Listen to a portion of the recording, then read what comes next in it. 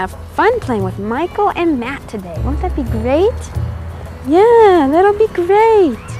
Oh, it'll be so much fun. I'm excited. Are you? Yeah. Okay, you wait for Mom before you cross the street. Okay. Brent, would you like to go play with your friends over there? Yeah. All right, we need to learn how to cross the street safely, okay? Okay, now what do you think is the first thing we should do before we cross the street? Look both ways. Look both ways, that's right. Okay, so do you see any cars coming that way? No. No? Let's look this way. Do you see any cars coming this way? Yes. Yes? Okay, so what are we gonna do? Wait. Wait, that's right. Let's wait for those cars. Okay, they're almost past. Ready? Okay, let's go. Hold Mama's hand. Everyone remembers this lesson. A parent, a teacher, or maybe a big brother or sister taught us how to cross a street safely. Since childhood, we have grown up with a defensive attitude for dealing with motor vehicles. It's basic, valuable, and something we do by habit throughout our entire lives. Good lessons are like that. Most of us did not grow up knowing very much about forklifts, and few people actually work around them as adults. But the lessons we learned as children still apply. Think defensively. Today we say proactively. It means taking responsibility for your own safety and the safety of your coworkers.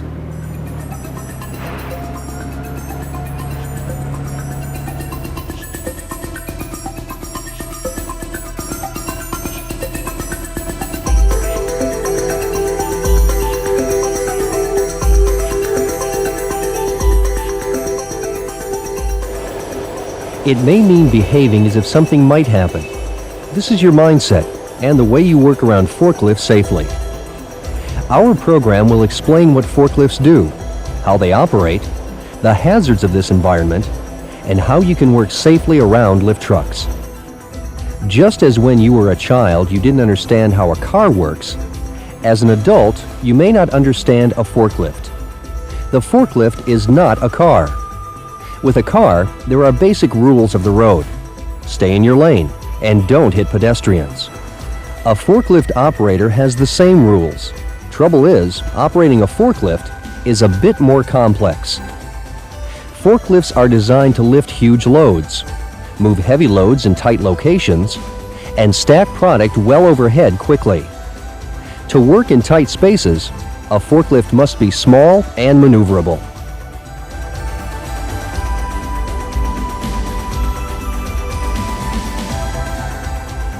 You notice that a forklift turns from the rear wheels. That means it turns sharply around corners. In a cramped area, if you're near the back end of a turning forklift, you can easily be pinned against a wall or product. That's why your facility may be marked with lines or tape. When marked, you walk. At doorways, look up to see if there's a mark or a sign on the wall warning you to expect an approaching lift truck. On the other side of a door or around a corner, a lift truck can be invisible. So the mark or sign clues you in to pause and check what's coming, so you won't run into a lift truck or its forks. Sight mirrors help too. If there's a mirror mounted above a door or aisleway you're about to enter, be sure to use it. Most forklifts weigh in excess of 4,000 pounds, and some as much as 22,000 to 30,000 pounds. Now, that's without a load. Imagine being pinned against a wall as the forklift turns. Always give it plenty of maneuvering room. If it's a handheld pushcart with a battery or walkie, remember that while a hydraulic forklift is bulky to maneuver, a walkie can be even less responsive. For one thing, a walkie operator may be several feet behind the lift, so you need to see a walkie before the operator sees you.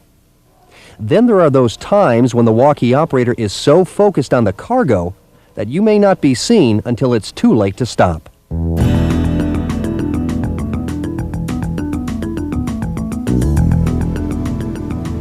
The forks themselves present hazards. You know the importance of remaining alert at corners and doorways. If you're in a straight aisle, never take shortcuts on the way to brakes. Taking shortcuts in forklift aisles can land you in the hospital. Remember, thousands of pounds carrying thousands of pounds of product can't stop on a dime. You owe it to yourself to be alert and protect yourself. Forklift balance requires a low center of gravity and travel on a flat surface. People die every year when a forklift and/or its load lands on someone because the lift truck became unbalanced.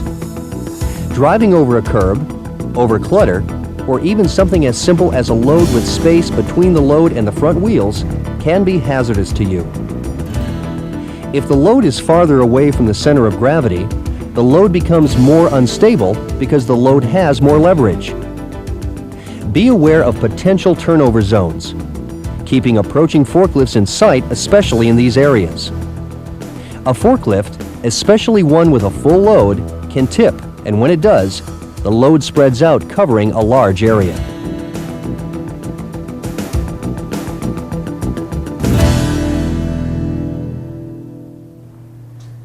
Would you stick your arm in here? No, nobody would. The hydraulics that give these forks the strength to lift immense loads would sever your arm without ever slowing down. Now, most of you know that. What you may not realize is that these gears can easily catch a loose sleeve, collar, glove, piece of jewelry, or long hair and pull you into the mechanism. Don't stick your hands in there to dislodge anything for any reason. While the forklift is operating, always give it a wide berth.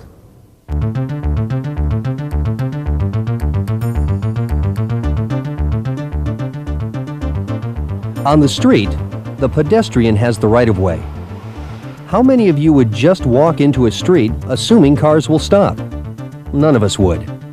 In a workplace, pedestrians are supposed to have the right-of-way. But visibility from a forklift, especially if it's loaded, is severely limited. Here's the view from a loaded forklift traveling forward. See how you can disappear from the operator's line of vision? And even if the operator is backing up, he can't always see you. So if you always look before walking onto a street, even though you have the right-of-way, exercise extreme caution and look carefully down a lane used by a forklift. Assume the driver can't see you. That way, even if the driver does see you, you'll be protected in the event the driver is unable to stop in time. Also, never assume that you know where a forklift is headed. With the noise, confusion, and the fact that caution lights may or may not work, professionals know to look twice. Be sure that the operator sees you, and once you are seen, avoid making quick changes in direction. Even if the driver sees you and stops short, remember the load decreases the ability to stop a lift truck quickly. Remember that the load can weigh thousands of pounds, and stopping short can throw off that precious balancing act. A falling load can kill just as surely as a moving vehicle can. In fact, many of the over 100 fatalities that occur around forklifts each year don't involve getting hit by a lift truck. Even when a lift truck is stopped to load or unload on a shelf, stand clear.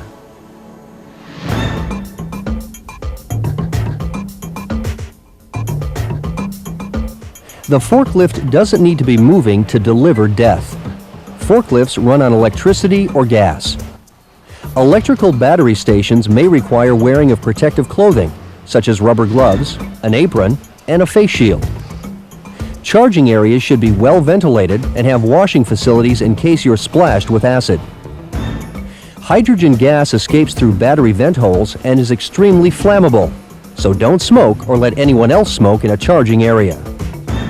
Gasoline, propane, or diesel fuel-powered forklifts are fueled outside, away from the building and workers. Smoking, open flames, and hot work are never allowed around propane tanks. A fire extinguisher should always be nearby.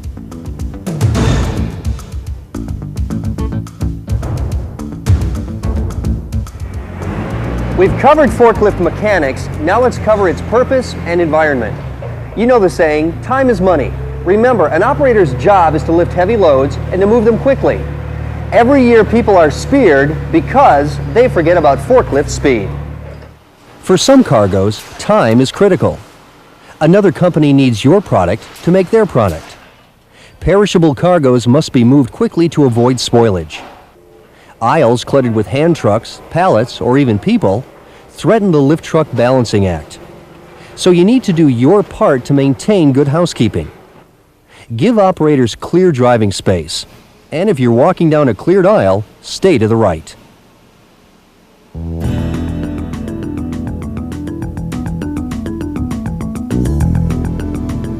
Your company may use flashing wall-mounted lights to warn you when lift trucks are operating in your work area. As the operator drives into the area, either the operator or supervisor turn on the lights, which continue blinking until the area is clear of lift truck traffic. Some companies use bladders, which sound a special noise every few minutes to warn workers of forklift activity. Either way, your safety depends on heating warning devices used by your company. Lift truck operators sometimes use spotters while working on streets and ramps or exiting trucks. The spotter is expected to deal with the environment, leaving the operator free to focus on moving the load. Some spotters use a handheld flag to direct traffic.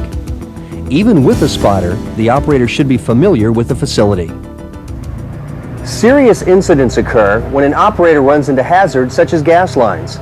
In one case, a plastics plant exploded when a forklift pierced a gas line. Firefighters from 32 fire companies put out the fire, and the lift driver died in the middle of the inferno. If you see an operator approaching an area he or she may not recognize as dangerous, try to get the operator's attention.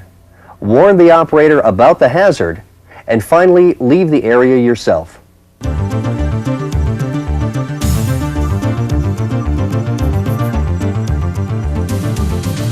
Lift trucks are supposed to be parked only in designated open areas so people know where to look for them. Forklift operators are trained to leave proper distance between racks and lift trucks. They also know never to leave a vehicle in a doorway. Inform your supervisor if you find a lift truck parked in the wrong place. It's an unsafe act. If the vehicle breaks down, it's the operator's responsibility to warn people in the area, notify the supervisor, and post barriers. In case of a spill, such as hydraulic fluid, it's the operator's responsibility to clean up the spill or contain it, and prevent people from walking through the spill area by using barriers such as cones or warning triangles. Barrier tape is considered a warning, but not a barrier. Nevertheless, anyone who sees the hazard and does nothing about it is responsible for any incidents which may occur.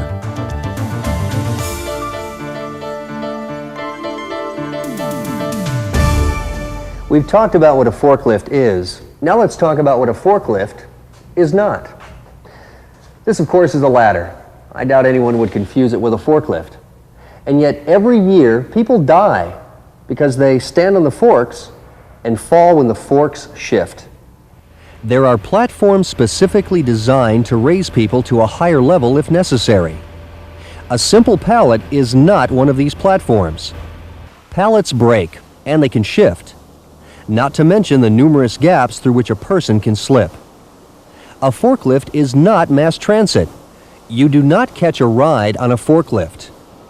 Because of the maneuverability of a forklift, it is easy to be thrown or get caught on an object as you pass. Workers are injured and killed because they treat a forklift like a cab. Walk where you need to go. Now to review ways you can stay safe. Watch for lift truck lights, backup beepers, and flashing lights. Keep aisles clear and swept. Remember, forklifts aren't designed to carry people. Don't fight for space on a ramp. Don't count on the experience of the operator to keep you safe. Be responsible for yourself.